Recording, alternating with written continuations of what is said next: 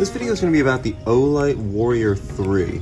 It's a new powerful tactical flashlight that's replacing the M2R Pro. Let's get into the unboxing.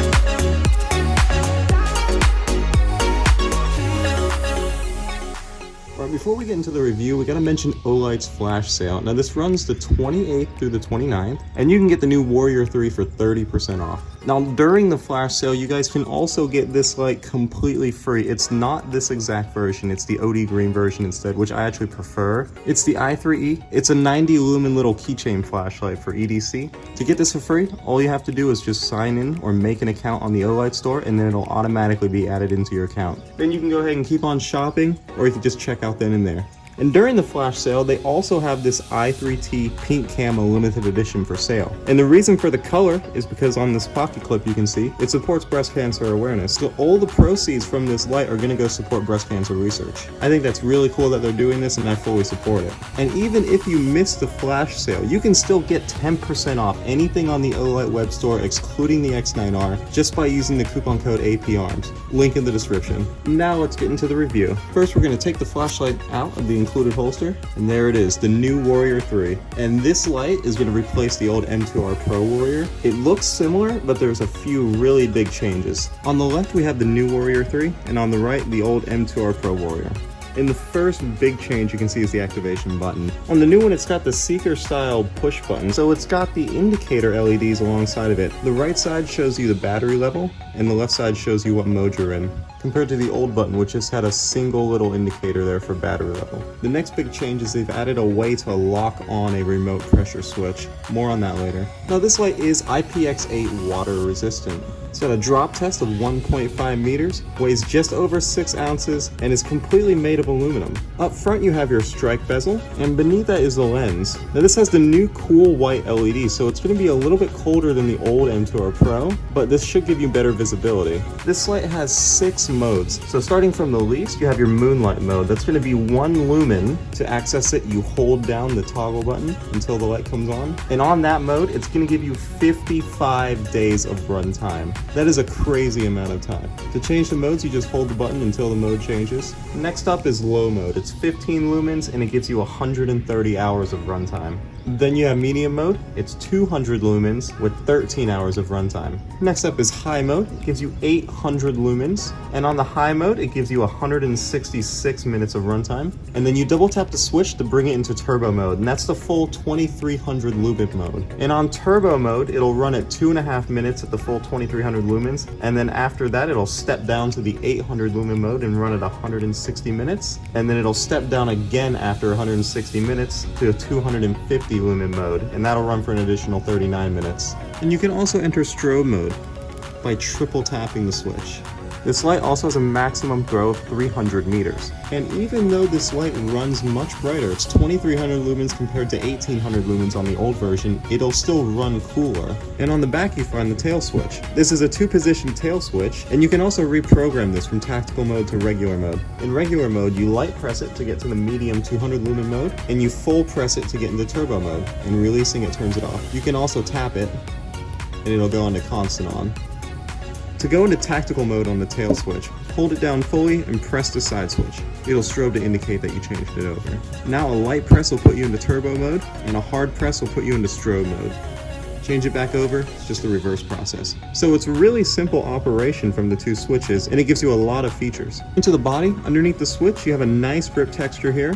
It's pretty aggressive. And then going around to the back, you have your 2-position pocket clip. You can see you have the normal position, and you also have the forward-facing position. And this is completely detachable. You can remove it. You can also flip it to the other side if you wanted to. To remove the battery, you would just unscrew this tail cap. And under there, you can see you have that nice thick rubber O-ring to give you that IPX8 rating. The battery would just slide right out. It's a 21700. It's a custom 3.6 volt, and it's got 5,000 milliamp hours of capacity. To reassemble, slide it in, and re-screw the tail cap. Really easy. Although to charge it, you never need to remove the tail cap. It's got the charging built into the tail switch. All you do is you grab your magnetic charging cable, plug it into anything with a USB port. It can be a computer, or you can just plug it into a wall adapter, and it's magnetically attracted to the tail switch. So where the cable meets the charger, it's got a charging indicator. The light is green when it's fully charged, and it's red when it's charging. Here we have the optional pressure pad for running this as a weapon light.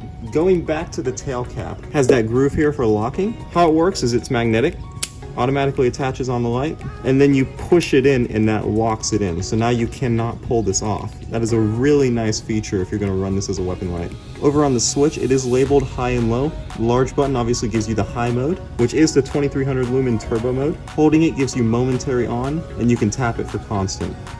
And then up top on a smaller button is a low mode. It works the same as the large button, but it gives you the medium 200 lumen mode. Now if we're to remove this and swap it over to tactical mode, same way I previously showed. Now the high button turns into strobe, and the low turns into the turbo mode. Personally, I don't see a whole lot of use to this. You're not going to be using your strobe much at all, so having that as the large button doesn't make a whole lot of sense to me, but it is an option if you're interested. To remove it, pull down the locking tab, and it pops right off. And this is how you would mount it to a rifle. This is the EWM25 weapon mount. It is made of a high-density polymer, and it's capable of mounting onto any Picatinny rail. You can run it on the top of your rail, or you can run it on the side, and it gives you a nice offset.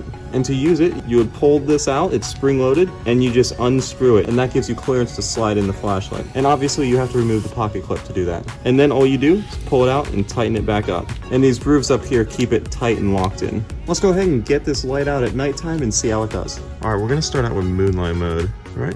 That's 1 lumen. Now we're going into low, and that's 15 lumens. Bring it into medium, that's 200 lumens. Bring it into high, that's 800 lumens. And then double tap into turbo, and that's the full 2300 lumens. Then we can also enter strobe mode. I'm only gonna enter it for a second because it's extremely disorienting. So we're gonna triple tap the switch. All right, yeah, that's enough of that. That is really insanely bright. Let's take a look at the beam.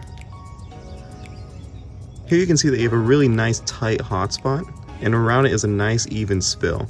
Overall, I really like this flashlight. This is definitely one of the best tactical flashlights for me. The changes over the previous gen model are really nice, and I love the fact that you can lock the pressure pad onto the light. That was a really big problem I had with running the last version as a weapon light. The fact that you couldn't lock that made that connection completely unreliable, but now since it's locking, you wouldn't have to worry about your cable getting snagged and pulling off the back. And remember, if you missed the flash sale, no worries. Click the link in the description, it'll take you to the Olight web store, and there you can use the coupon code APARMS to get 10% off anything on there besides the X9R. But anyway guys, thank you for watching. If you liked the video, be sure to like it. It really does help out. And thanks for watching. See you later.